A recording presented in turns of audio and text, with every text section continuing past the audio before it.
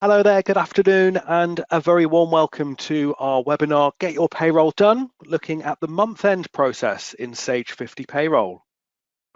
My name's Duncan, I'll be hosting and presenting the webinar today, and I am joined by my colleague Claire, who's standing by in the background, ready and waiting to answer your questions. Let's now take a look at what we'll cover in the webinar.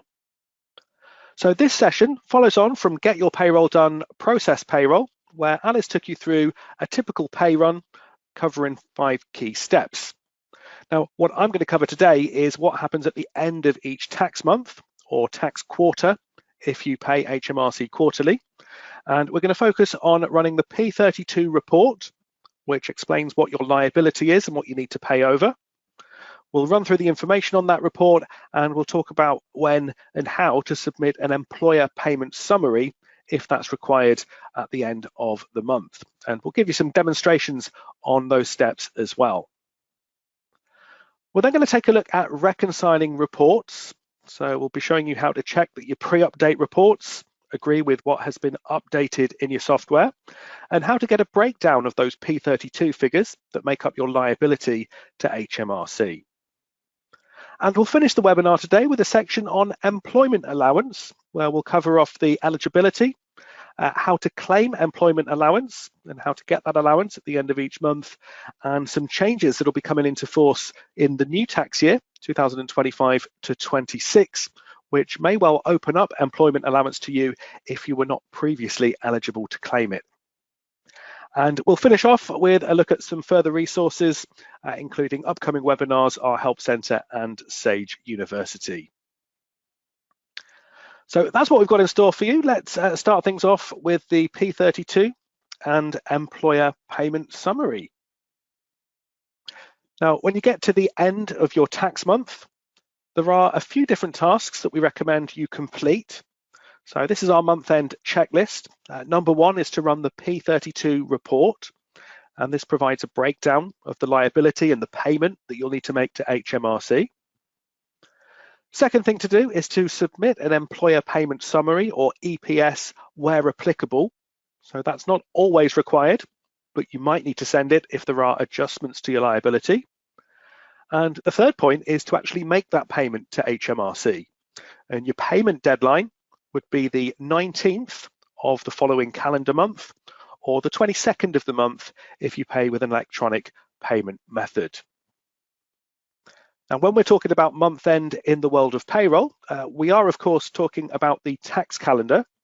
And as the tax year begins on the 6th of April, that means that each tax month begins on the 6th day of the calendar month and ends on the 5th day of the following month.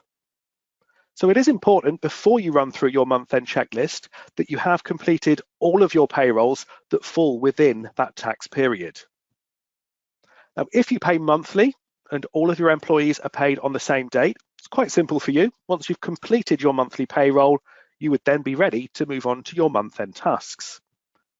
But if you pay weekly, fortnightly, or 4-weekly, it is worth double checking that you have completed all pay runs within the tax month before you move on to what we're going to show you today. So for example, if I'm running a weekly payroll and my weekly pay date is a Friday, I would need to make sure that for the current tax month, that's tax month 11, I have completed the 7th of February, 14th, 21st and 28th, as they are the Fridays that fall within that tax month. Now, sometimes there might be a pay date, if you pay weekly, that's towards the beginning of a calendar month, which actually belongs in the kind of previous tax month. So that's just something to look out for. And if you think a tax calendar might be a useful thing to have to hand, we do have downloadable copies of our tax calendars, and we do have a version for the new tax year as well, 2025 to 26. So just follow the link on the handout, and that will take you to our help center where you can download a version to keep for yourself. So let's now take a look at the P32 report, and I'd first like to explain what information you would find on it. So on the current slide, you can see an example of a P32 report. We've got 21 items in total, ending with the total amount due to HMRC. Now, just to run through what you can see on here, the first 4 items are the PAYE income tax and student and postgraduate loan deductions taken from your employees. That combined figure is the net income tax, and then item 4 is the gross national insurance. So this is the class 1 employee and employer national insurance contribution combined. Now, that is the information that is submitted to HMRC when you send an FPS, a full payment submission, and you would do that as part of your usual pay run, which you'll have seen in our processing payroll webinar. Now, if they are the only items that you see on your P32 report, it means that HMRC already have all the information they need to calculate the payments that are due. But as you can see, there are other items that can affect your liability. And if any of these apply to you, you may need to do an additional submission at the end of the month, known as an employer payment summary, or EPS. So looking at some of these adjustments, the first one, item 5 on the P32, is any employment allowance that you're eligible to claim in that period. Now, you start claiming this from the start of each tax year, and you can continue claiming until you've reached the annual limit, which for this tax year is £5,000.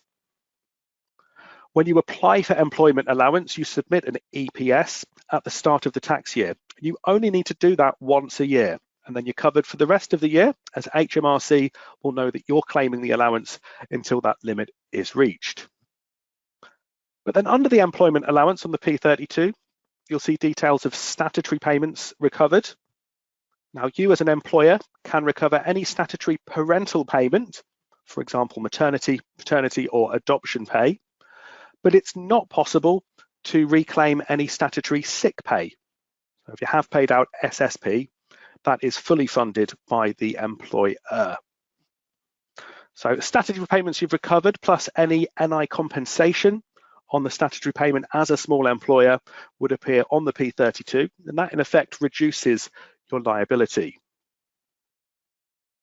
Now, some employers, particularly larger employers, may have to pay into the apprenticeship levy.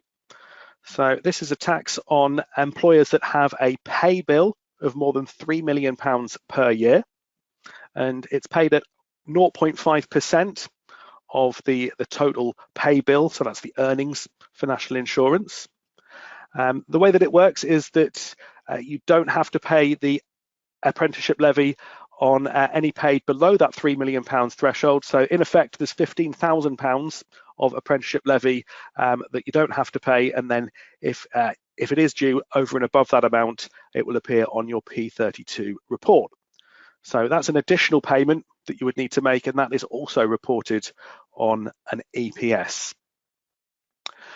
You've then got a few items just for information, so employer NI to pay, for example, and that would be reduced if you are claiming employment allowance in the period. And then at the bottom of the report there, you can see the total amount to pay to HMRC. So I'm going to show you how to run this report in just a moment, but if you do have anything that needs to be submitted on an EPS, that is something that you will need to send by the 19th of the next month. So an EPS is required if you've recovered any statutory parental payments. If you've suffered CIS deductions and you're reclaiming those from HMRC, if you're reporting apprenticeship levy payments that you need to make, or there's a fourth reason, if you need to inform HMRC that no payment's due because you haven't paid anyone in the tax month and you haven't submitted any FPS. So if any of that applies to you, you do an EPS at the end of the month. If none of that applies to you, there's no need to do an EPS because HMRC already have the information they need. So I want to put some of that into practice now by showing you the demo. So let me just bring the slides down and jump into my payroll. So in today's example, I am running both a monthly and weekly payroll. So monthly paid employees are paid on the last day of the calendar month, and my weeklies are paid every Friday.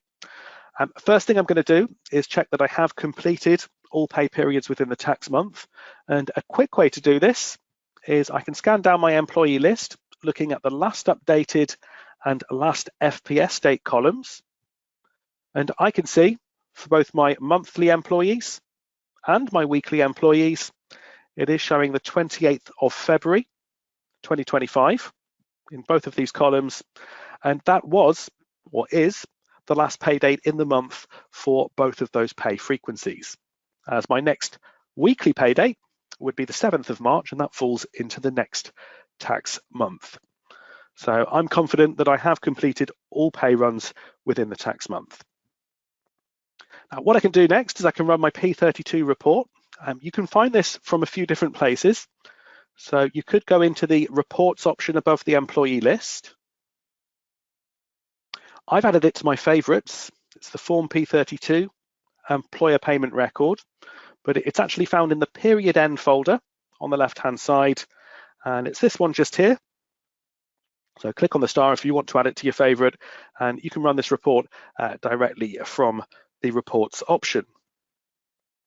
Another place you can find it is if you're on your payroll tasks, as if you're doing a pay run, you can see this links section in the middle on the left-hand side.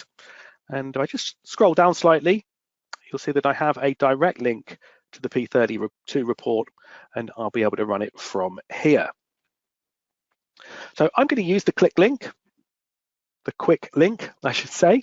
And as you can see, it's popped up with the criteria values for the report. So we're reporting on the tax month because we pay HMRC monthly, as most employers do. And tax month 11 is the period that I've just completed. So it started on the 6th of February, it's ending on the 5th of March. So that's what we've put into the criteria values between 11 and 11. If I then click OK, you can see that the report preview has opened. I'm just going to slightly zoom in so you can see this more clearly. And then you can see the same items that I went through on the slide. We've got our total PAYE income tax. I don't have any student or postgraduate loans I've deducted. This is my gross national insurance, employees plus employers. And although I am eligible for employment allowance, I've already claimed it all for this year. So there's no employment allowance being claimed. Now, what I am claiming back this month is some statutory maternity pay. So I have SMP recovered. And as a small employer, because I qualify for small employers relief, I also have NIC compensation on my SMP. So this totals 103% of the SMP that was paid out. Not recovering any other statutory payments. So deductions to my national insurance is this amount. And that in turn has reduced the total amount due. So this has been adjusted down by the amounts I am currently reclaiming. So my pay bill isn't enough to pay apprenticeship levy, that hasn't been calculated, and I need to pay over the employer NI. So this is just for information. This is what is reduced if you're claiming any employment allowance. So this is a total 343510 that I need to pay. And because I do have adjustments to my liability, I will also need to do an employer payment summary for this month. Now, to keep a copy of this information, you could print the report or you could export it and save it as a PDF. So it might be handy to be able to refer back to. Once you've got the report, you can close out of this screen and then close the report browser if you went in through the main reports option. And each time you run a P32, if you then go into your company settings, so I'm going to go to my company tasks, I'm then going to click settings. You can click onto the HMRC payments tab at the top of the screen here, and it will actually make a note of the amount due that was calculated on your P32 report. And it also tracks things like employer NI and the employment allowance that you've claimed against that employer NI, apprenticeship levy, and Class 1A national insurance, which relates to termination payments currently. So this is a good way of checking what you should have paid kind of each month.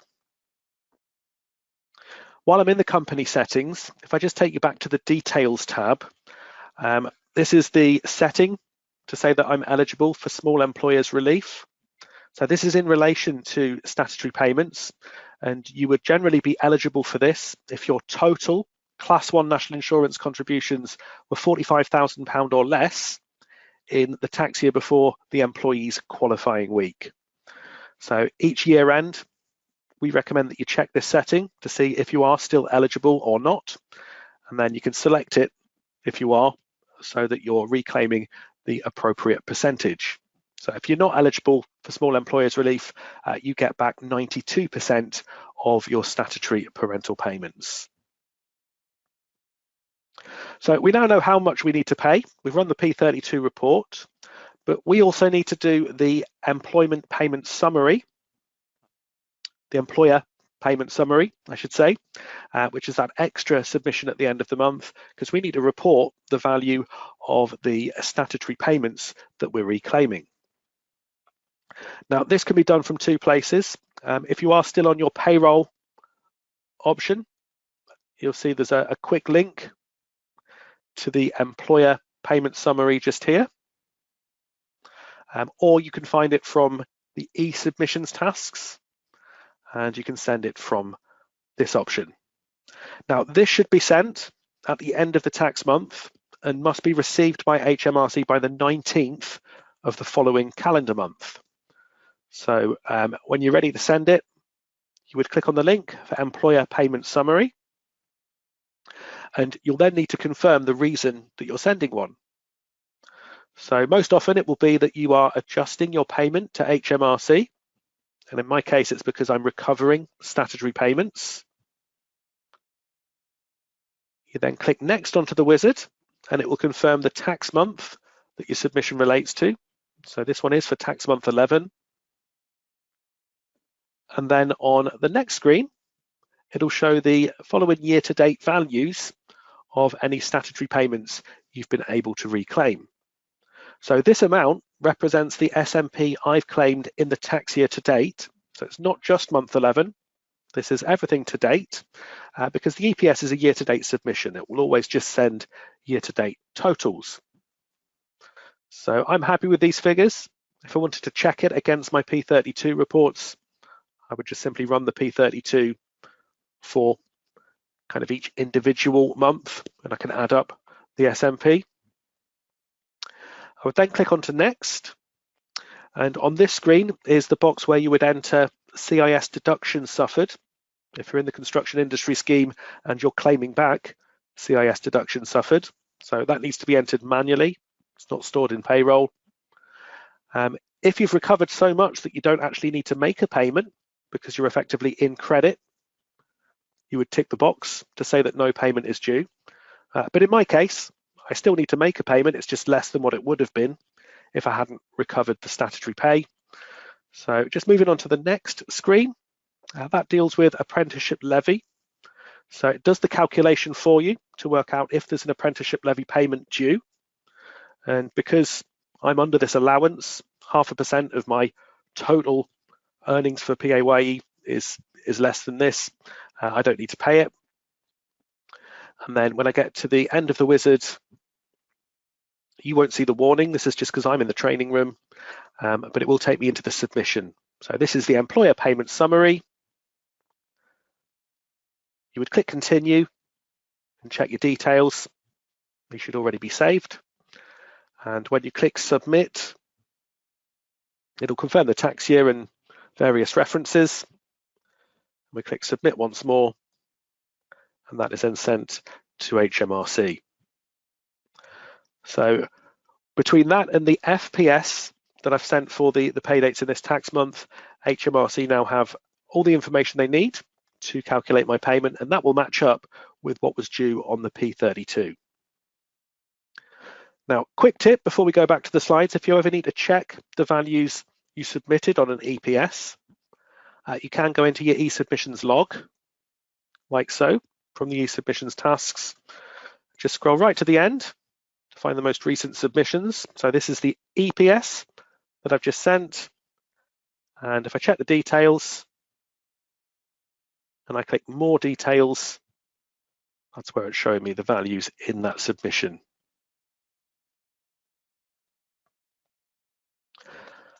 So that's all done. Done my P32 and my EPS, and all I then need to do is to make my payment to HMRC. And as I say, the payment deadline is the 19th of the following month if you pay by cheque, 22nd of the month if you pay electronically. So hopefully that's pretty straightforward and should be really the steps that you're completing each month already. But I do want to talk a little bit more about some other tasks that you may complete at the end of the month. And also we're going to go into more detail on employment allowance and some of the changes to that allowance coming in from next year. So before employment allowance, we're going to talk about reconciling reports. Now, this is something that back in the olden days used to be done at the end of the tax year when you prepared your annual return to HMRC. So you'd be comparing things like P32 reports, P11s with your P35, if anyone remembers that, when you used to do an annual return. But as employers now submit in real time to HMRC, that year-end reconciliation is really a thing of the past. But it does no harm to sort of check and reconcile your reports as you go throughout the year, so that you can be alerted to any potential mistakes that have been made, and you can get on and make any corrections before you've gone too far into the future. So just touched on that, the reason why you might consider reconciling reports are, number one, to check that your pre-update reports, so payment summaries and pay slips being the main ones, match up with the information you actually updated in payroll. So do your payroll records reflect what you actually paid your employees based on them pre-update reports? And it can also give you a handy breakdown of the totals on your P32. So if you've noticed something on the P32 that doesn't quite look right, by looking through your reports and seeing that breakdown, it might explain what's going on. Now, some reports we'd recommend when reconciling are the payment summaries parts 1 and 2. That's your pre-update reports that you'll have ran at the time you process payroll. Payment summary history parts 1 and 2, which shows the equivalent information but after you updated records, and they should in theory match exactly, unless something's changed in your payroll in between running the payroll and updating records. And of course that P32 employer payment record, which is what's telling you how much to pay to HMRC. So I want to show you some of these reports and how you might go about reconciling them. So let me just return to the demo for you. I've just completed month 11, as you'll know. And the first thing we're going to do is we're going to get some copies of the payment summary history reports. Now, it's important that you include all employees that have been paid during the tax month in these reports. So a few quick checks. If you go into your criteria settings, just make sure that you're not excluding anyone who's on hold or any current year leavers, because they would need to be included on the report if they were paid in the month. So the only employees I'm excluding are historical leavers, and that's those that left in previous tax years. And then if you've got any groups or different pay frequencies set up, in the outline section here, you should make sure that you are selecting the All Employees folder at the top of the screen here. And that way we can be sure that we've got everyone in our payroll selected. Now I just clicked clear and then swap. That's a quick way to select all employees. And if you go into the reports option at the top of the screen, these are the ones I'm going to show you: payment summary history, part 1 and part 2. Now again, I've added them to my favorites, and these are found in the employee folder. So when you go to employee, scroll down to the P's. That's our payment summary. And if you run it by date, it'll kind of group it by process date. So that gives you an easy way to check against your original payment summary reports. So let's do part 1 by date. And when it comes up with the report criteria, we want this to match what was on our P32 report. So we want the tax month that we've just reported from. So that was from the 6th of February, 2025. The tax month ended on the 5th of March, 2025. So that's what I've put in my processing date criteria. Then I'm going to click OK. And if I just make that a little bit bigger on your screen, This is your payment summary history report. It is grouped by date. So I've got process date totals for week 44, 45 and 46. And then this month, I've actually got my monthlies and weeklies being paid on the same date. It was Friday the 28th of February, but we have got a section for that process date as well. And as you can see, we have report totals. So for example, this PAYE total is what I'd expect to see on my P32 report for the total PAYE. Now, again, you can export these reports, save them as PDFs, or you could print them out. And there is a part 2, which matches up nicely with the part 2 report, payment summary part 2.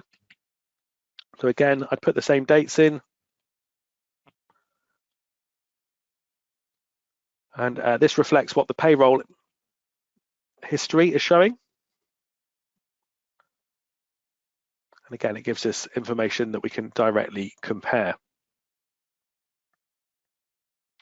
So I want to try and sort of demonstrate what you're checking when you do this. So let me bring up a copy of that payment summary history report that I exported a little while ago.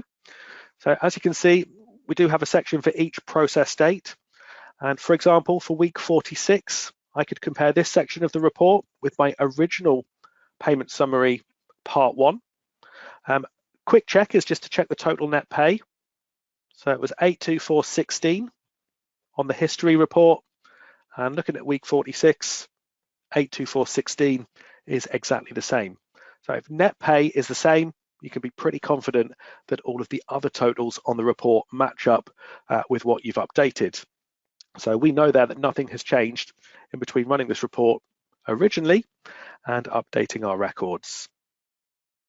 So you could go through period by period. This month, because there was both weekly and monthly employees paid on the same date, I would look at the net pay for this process date, and I would actually compare that with the combined net pay between my weekly payroll and my monthly.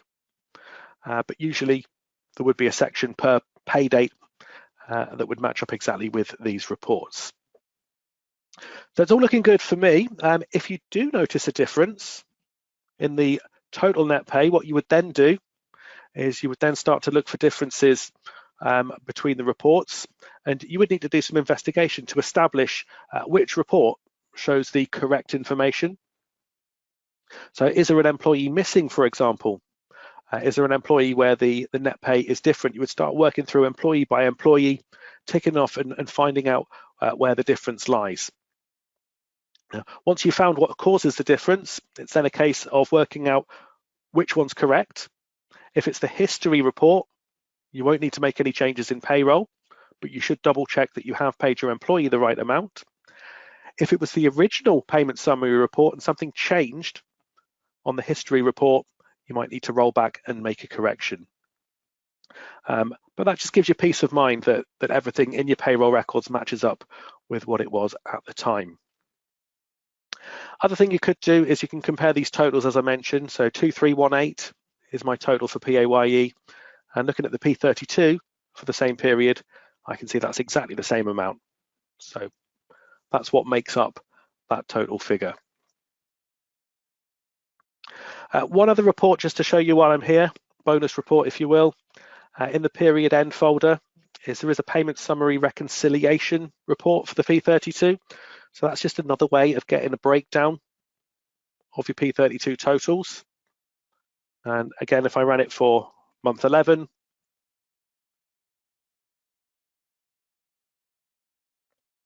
we'll just zoom in. The column headings here kind of match up with what the P32 items are. And it also has the reclaim amounts. So these give you a breakdown what was reclaimed and which employee kind of relates to. So yeah, that's report reconciliation.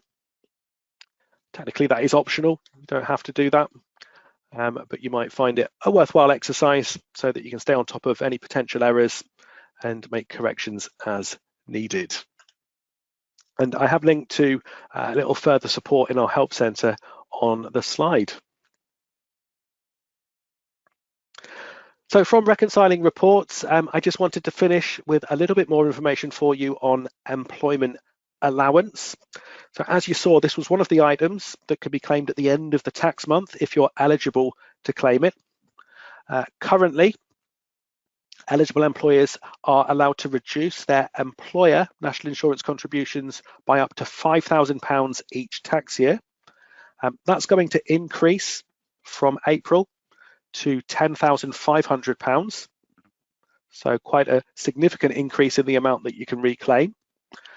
You can usually claim this allowance if you're a business or charity and your employer's Class 1 national insurance liabilities were less than £100,000 in the previous tax year.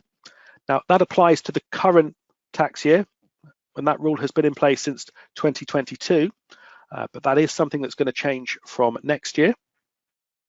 And to get it, all you need to do is to apply for it, ideally at the start of a tax year, and that way you can start reducing your employer NI from the first month that you make a payment. Now, with this scheme, there are exclusions that apply, so it's worth being aware of these. Public bodies or businesses doing more than half of their work in the public sector are excluded from employment allowance. If you're a company with one director who's the only employee liable for employer NIs, you can't claim the allowance. And companies above state aid thresholds, where state aid rules apply, are also currently excluded from this. State aid rules only generally apply to businesses in Northern Ireland that sell goods or wholesale electricity, I believe, but you can read the eligibility criteria around state aid on the gov.uk website. Other things to be aware of is that if you're a group of charities or companies, also known as connected companies, only one company within the group can claim the allowance. So you would choose the company that you think will have the highest employer NI liability. And currently, the £100,000 threshold to be eligible is split across the group. Or if you have more than one PAYE reference, only one of those payrolls can claim. And again, the threshold applies across the companies. So I'm going to show you where this is set up. And we'll talk about what's changing in the new tax year as well, because this will be available to more employers as of April 2026.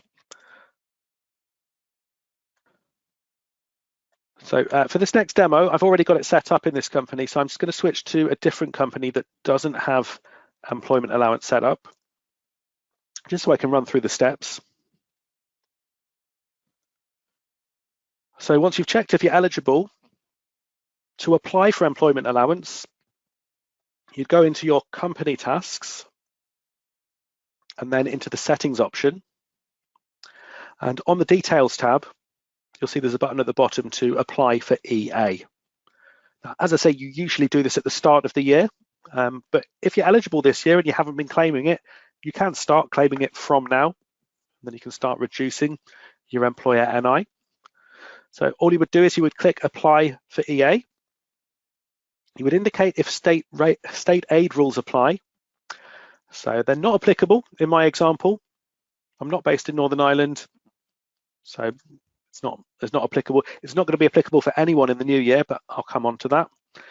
And then you would click on to submit. And that will send the employer payment summary, the EPS, which will inform HMRC that you're eligible and that you'll be claiming this employment allowance for this tax year. So once that is submitted, you would tick the box indicating you're eligible for employment allowance. You will see a warning just letting you know if the claim is rejected. You'll get an automated message from HMRC and reminds you if you're part of a group, only one company or charity in that group can claim it. But once you've ticked that box, if you click OK, that payroll is then set up to claim it. And if you are claiming from the start of the year, the amount you can claim is automatically calculated on your P32.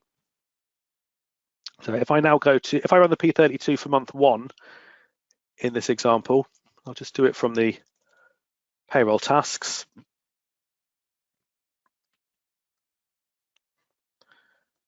You can see that I've got employment allowance being claimed.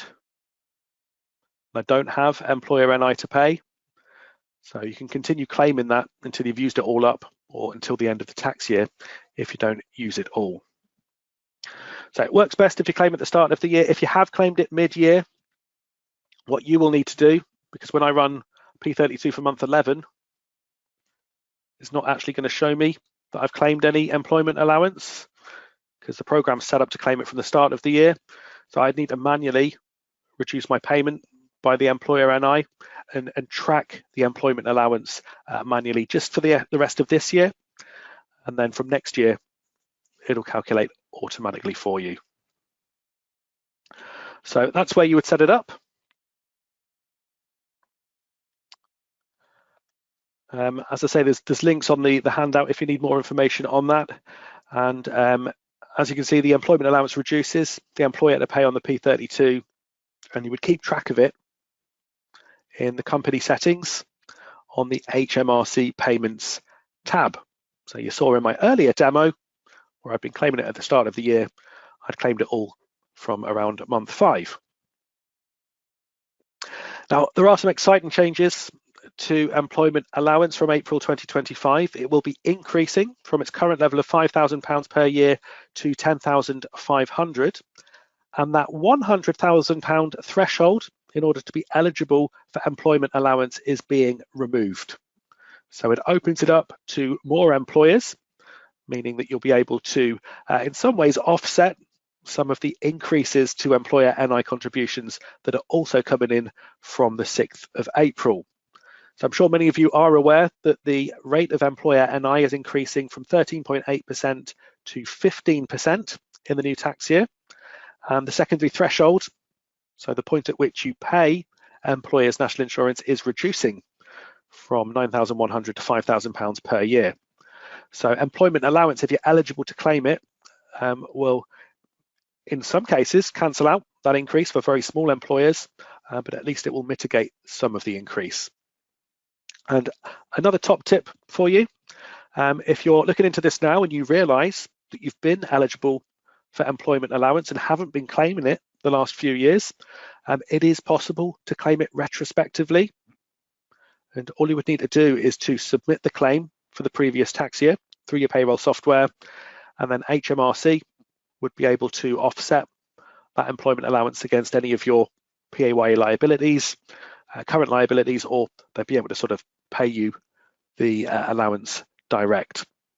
So do click on this link on the handout if you want to read more about claiming it retrospectively. In terms of submitting an EPS for a previous year, I'll just quickly show you how you do that. It's pretty straightforward actually. So let's say I realise I could have claimed it last year as well. To submit the claim, change from process date to the 5th of April 24. So last day of tax year 23-24. And then I can go into company and settings, and I can apply for employment allowance for that previous year as well. So I would submit the EPS. You can see this time it's being submitted for 23-24, employment allowance, yes. And if I tick this box, click OK, that will inform HMRC, and then hopefully we'll get some money back from them. So definitely something to have a look at. If you're not eligible now, you might be eligible in 2026. So we're nearly out of time now, and that does bring us to the end of what I'm going to cover in the webinar, but I'm going to quickly run through some further support, give you the chance to submit any final questions and to download those slides. Plenty of webinars come up, very much payroll year-end themed from this point onwards. So our year-end webinar series, part 1 and part 2, is starting from next Tuesday, 25th of February. Is our first part 1 session. Part 2 kicks in from the 10th of March. We've got plenty of different dates and times for you to get up to speed with all things payroll year end and what's new in the new tax year. And we also are running sessions on directors' national insurance, corrections at year end, starters and leavers, and online payslips and P60s. So do check out what we've got available over the coming weeks. You can find the information at sage.co.uk/webinars. You can also find further help and guidance in our online help centre at sage.co.uk/help, or by clicking the help centre icon, the help icon in your software. And a quick plug for Sage University at sageu.com. Create a free profile from there and find your way to the Sage 50 Payroll Learning. And from there, you'll find a wealth of e-learning, online certification and bite-sized learning courses to help you brush up on your payroll knowledge. So we'll keep the webinar open the next few minutes just to make sure we've sent out as many answers to your questions as possible. We will also send you a recording of today's webinar in your follow-up email, which should arrive later today. So look out for that in your inbox. When you do leave us, I will invite you to take our webinar survey. So it'd be great to hear what you thought. If you wouldn't mind completing that survey, we do read all of your feedback and we use it to improve our webinars moving forward. So I am going to go on to mute just briefly to help Claire out with any remaining questions, and I will come back to you when we're ready to close this session down. So I'll speak to you shortly.